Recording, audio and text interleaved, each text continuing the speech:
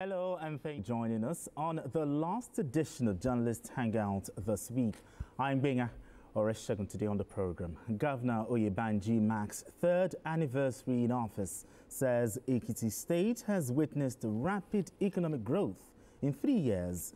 Governor Fubara cancels 134 billion naira secretariat contract awarded to CCECC by IBAS, demands refund of 20 billion naira. And later on the show, federal government says presidential clemency for Miriam Sanda and others still under review. Well, I'll be hanging out with Babajide Kolade, Utitoju and Tunde Abaton. Journalist Hangout starts right now.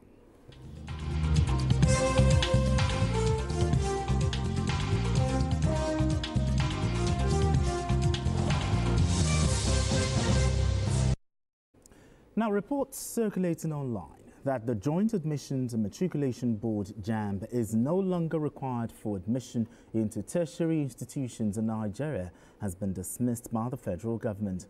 A statement by the Director of Press and Public Relations at the Ministry of Education, Boriowo Falashade, quoted the Minister of Education, Tunji Alausa, as describing the claim as false and baseless.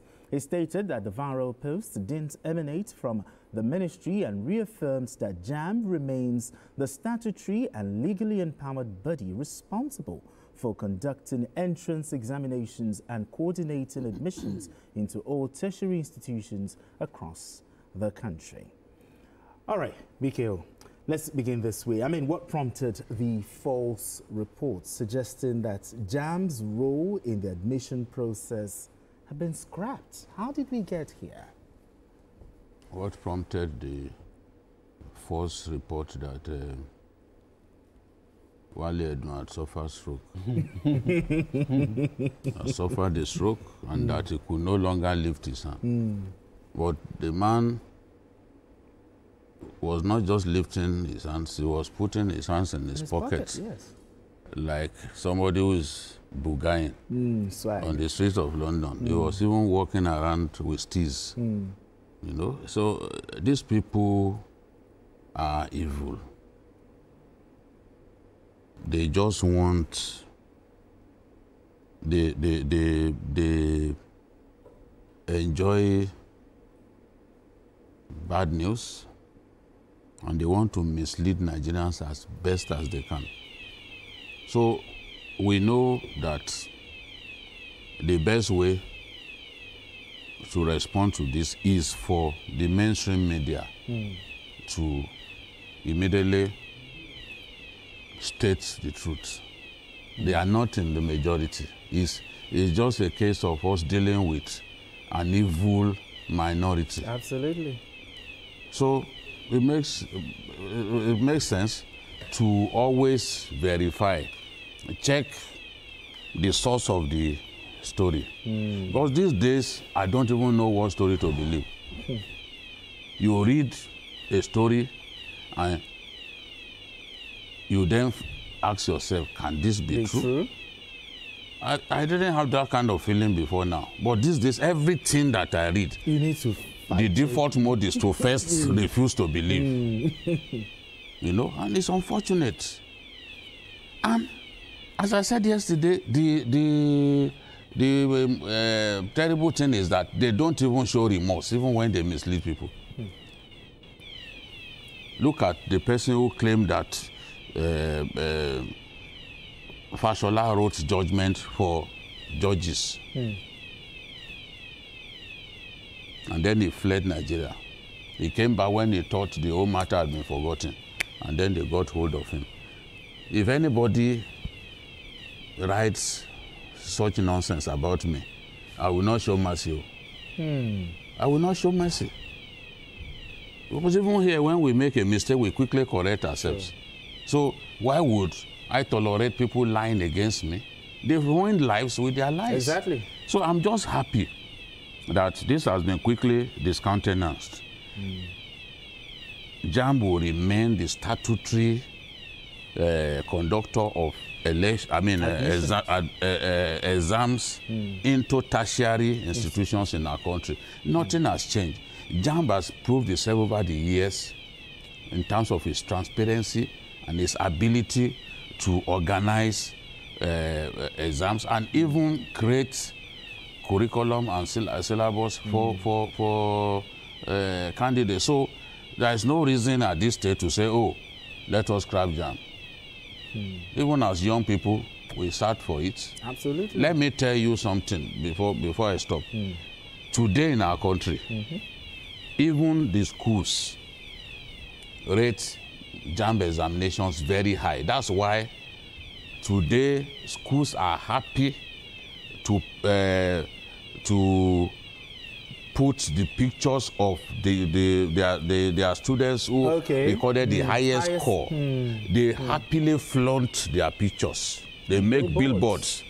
So it's like the honors roll in the school.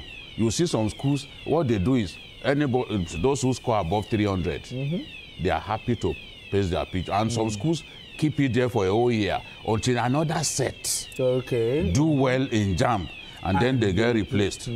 That's the same, that was how I got to know Camilla Karim, for example. She scored 371.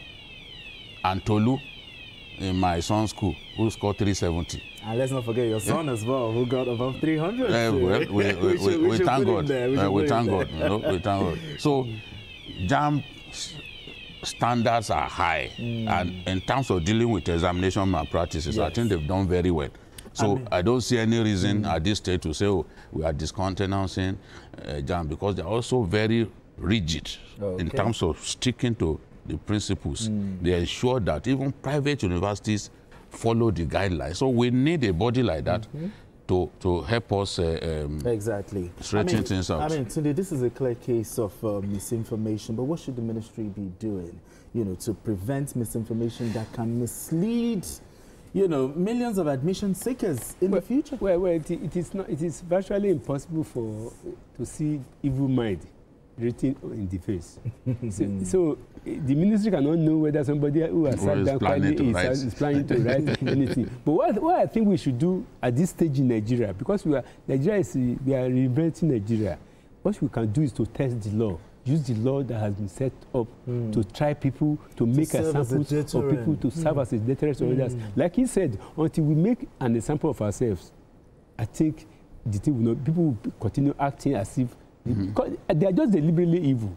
Apart from the fact that we have a lot of untrained journalists all over the place, I think editors too have to say the editor at whatever level you are, either the normal media or the fringe media or the mainstream media, we have to be extra vigilant if we are not mischievous ourselves. Because unfortunately, some of us too are mischievous in our way, in the way we do things. We have to admit that.